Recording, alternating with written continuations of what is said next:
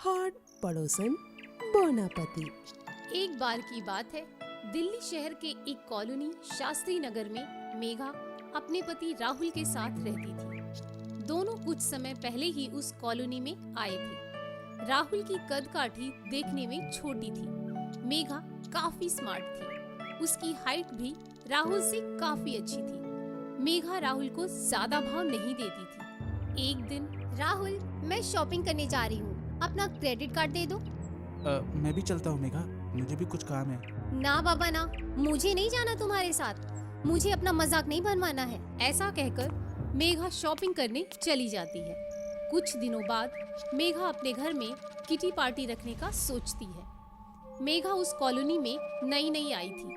अपनी दोस्ती को बढ़ाने के लिए मेघा ऐसा सोचती है। मेघा को शो ऑफ का बहुत शौक था। एक दिन, राहुल, मैं कल किटी पार्टी रखने का सोच रही हूँ। ठीक है, रख लो। मैंने तुम्हें मना कब किया है किसी बात के लिए? तुम और मुझे मना करोगे? ऐसा सोच भी लिया कैसे तुमने? एक तो मैंने तुमसे शादी करके तुम पर एहसान किया है। वैसे भी मैं तुमसे परमिशन लेने नहीं आई हूँ। मैं तो ये बोलने आई थी कि कल मेरे दोस्तों के सामने मत जाना। ऐसा कहकर मेघा वहाँ से चली जाती है। राहुल को बहुत बुरा लगता है, पर राहुल मेघा से बहुत प्यार करता था, इसलिए उस बात को भूल जाता है। और अगले दिन दोपहर को मेघा के फ्रेंड्स आते हैं। Welcome welcome. मेघा अपनी फ्रेंड से गले लगती है और उन्हें बैठने को बोलती है। उसकी फ्रेंड में से एक अनजानी लड़की होती है, जिसे देखकर, सॉरी, मैं आपको जानती हूँ क्या? ये सुनकर मेघा की फ्रेंड रीता, अरे मेघा, सॉरी, मैं तो तुम्हें बताने ही भूल गई थी। ये सिमरन है। कौन सिमरन? हाय, मैं सिमरन।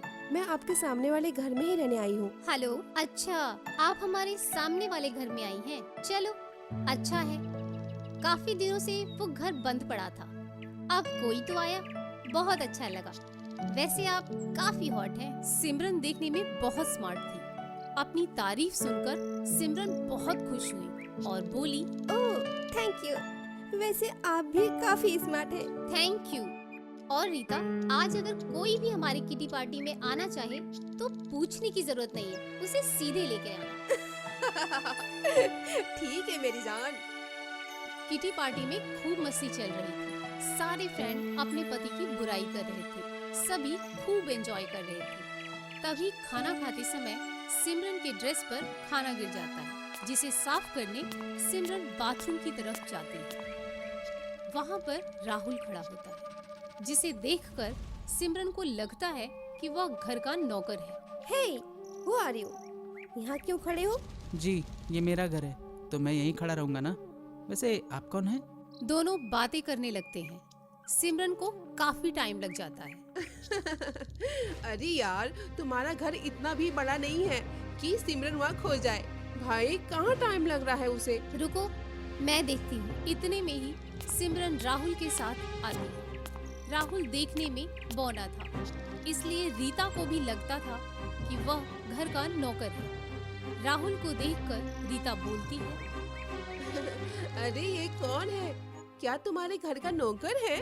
हाँ, नहीं, ये मेरे पति हैं। ये सुनकर उसकी फ्रेंड की हंसी निकल जाती है और रीता बोलती है, अरे यार मेघा, बुरा मत मानना। तुम इतनी स्मार्ट हो तो मैंने सोचा था कि तुम्हारा पति भी बहुत स्मार्ट होगा, लंबा होगा, पर ये तो बोना है। कोई नहीं। अरे, तूने वो गाना नहीं सुना था? जिसका पति छोटा उसका बड़ा काम है। ऐसा कहकर हंसने लगती है। मेघा को बहुत बुरा लगता है और राहुल पर भी गुस्सा आ रहा होता है। तभी सिमरन बोलती है, वैसे तुमने गलत गाया है। गाना ये है, जिसकी बीवी छोटी उसका भी बड़ा काम है। सही गाना ये है। तुझे समझ में आ गया ना? बस मेरी फीलिंग को समझो। पार्टी खत्म हो जाती है। मेघा राहुल के पास जाती है और, मैंने तुम्हें कहा था ना कि जब तक हमारी पार्टी होगी कहीं बाहर मत जाना, पर तुम्हें कुछ समझ नहीं आता। किससे पूछकर बाहर निकले थे? मेघा, मुझे बहुत प्यास लगी थी, मैं रसोई की तरफ जा रहा था। इतने में वहीं तुम्हारी फ्रेंड आ गई, तो मैं क्या करता? अब तो तुम चुप ही रहो, करवा दी ना मेरी बेइज्जती। सुना ना क्या गाना गा रही थी मेरी फ्रेंड? ये कहकर मेघा गुस्से से वहाँ से चली जाती है। राहुल बस खड़ा होकर देख रहा होता है। अगली सुबह सिमरन अपने घर की छत पर योगा कर रही थी। तभी राहुल भी अपने घर की छत पर जाता है। सिमरन को देखकर राहुल, अरे यार कितनी हॉट है, इसका पति तो बहुत नसीब वाला होगा जिसे इतनी सुंदर और हॉट बीवी मिली है। तभी योगा करते समय सिमरन की नजर राहुल पर पड़ती है और राहुल को इशारे में हाय करती है। ये सब देखकर राहुल बड़ा खुश हो जाता है। कोई तो मुझे भाव दे रहा है, वरना सब तो मेरे बोने होने का सिर्फ मजाक उड़ाते हैं। उसके बाद सिमरन फ्रेश होके घर के बाहर आती है और राहुल भी बाहर ही खड़ा होता है। तभी सिमरन, आप भी रोज योगा करते हैं क्या? नहीं नहीं, मैं तो बस यूं ही खड़ा था। वैसे आप योगा ड्रेस में और भी हॉट लग रही थी। ये सुनकर सिमरन के चेहरे पर एक स्माइल आ जाती है और बस इतनी भी हॉट नहीं हूँ मैं। आप तो बस ऐसे मेरी तारीफ कर रहे हैं ना। वैसे आपकी पत्नी मेघा भी कुछ कम नहीं है। हाँ हाँ, वो तो है। दोनों ऐसे ही बातें करते करते जोर जोर से हंस रहे थे। हंसी की आवाज सुनकर मेघा बाहर आती है और दोनों को साथ देखकर बोलती है, राहुल, सिमरन, तुम भी यहाँ हो और कैसी हो? मैं अच्छी हूँ, तुम बताओ। मैं भी ठीक हूँ। यार तुम्हारे पति तो बहुत फनी है, इनके साथ बातें करके तो वाओ, बहुत अच्छा लगता है। ये सब सुनकर मेघा को गुस्सा तो बहुत आ रहा था, पर मेघा अपने गुस्से पर काबू करती है और बोलती है, हाँ, वो तो है ही। उसके बाद दोनों मेघा और राहुल घर के अंदर चले जाते हैं। अंदर जाके मेघा राहुल को बहुत डांटती है। एक दिन राहुल और मेघा किसी काम से बाहर जा रहे थे। दोनों की जोड़ी देखने में बहुत अजीब सी थी। तभी रास्ते में उन्हें सिमरन मिल जाती है। तीनों साथ में चल रहे होते हैं। थोड़ी दूर चलते ही उन्हें रीता भी मिल जाती है। अरे तुम तीनों कहाँ से आ रहे हो? अरे मैं तो किसी काम से निकली थी, रास्ते में मेघा और राहुल मिल गए। दोनों ने कहा साथ ही चलो। ये सुनकर रीता हंसते हुए बोली, वैसे तीनों बड़े अच्छे लग रहे हो। बोलना नहीं चाहती पर रुका भी नहीं जा रहा है।